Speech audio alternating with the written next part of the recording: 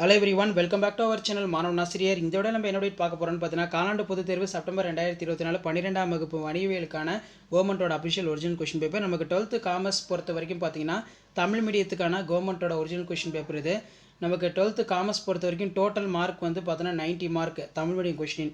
1 mark வந்து ஒரு 20 கேட்டிருக்காங்க. ஸோ அது கீழே 2 மார்க் 3 மார்க் பார்த்துக்கோங்க. கம்பல்சரி நல்லா படிச்சுக்கோங்க. அதே மாதிரி 5 மார்க் கொஷின் வந்து பார்த்தீங்கன்னா கீழே இருக்குது. இதில் இருந்திருக்கக்கூடிய கொஷின் எல்லாமே அப்படியே ரிப்பீட் ஆகும்.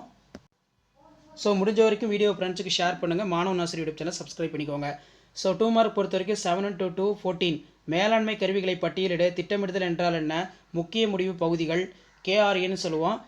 அதே மாதிரி வணிகர்களுடைய வகைகள், மனித வளத்தின் சிறப்பியல்புகள் ஏதேனும் 2ஐ குறிப்பிட, ஆட்சேர்ப்பின் பொருள் தருக, சந்தை என்றால் என்ன, கலப்பிடுவதற்கு 2 எடுத்துக்காட்டு தருக, தேர்ந்தெடுத்தல் என்றால் என்ன, ஜான் எஃப் கெனடியுடைய நுகர்வோர் உரிமை.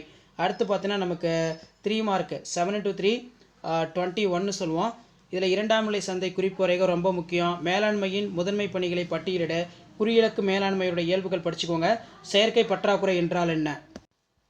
அந்த நெக்ஸ்ட் வந்து பார்த்தீங்கன்னா வேலை வாய்ப்பு இணையதளங்கள் என்றால் என்ன, பங்கு சந்தையின் குறைபாடுகள் படித்து வச்சுக்கோங்க. மன அழுத்த நேர்காணல் ஸ்ட்ரெஸ் இன்டர்வியூ ரொம்ப முக்கியம். 5 மார்க் பொறுத்த வரைக்கும் 7 into 5 35 நவீன வேளாண்மை கோட்பாடுகளை விவரி, நுகர்வோரின் கடமைகளை விளக்குக, மேலாண்மையின் பல்வேறு பணிகளை விளக்குக, செபியின் அதிகாரங்களை விவரி, விதிவிலக்கு மேலாண்மை நன்மைகள் என்ன, மூலதன சந்தையின் பல்வேறு பணிகளை விளக்குக, முதல்நிலை சந்தை இரண்டாம் நிலை சந்தைக்கு இடையே உள்ள வேறுபாடு நல்லா படித்து வச்சுக்கோங்க.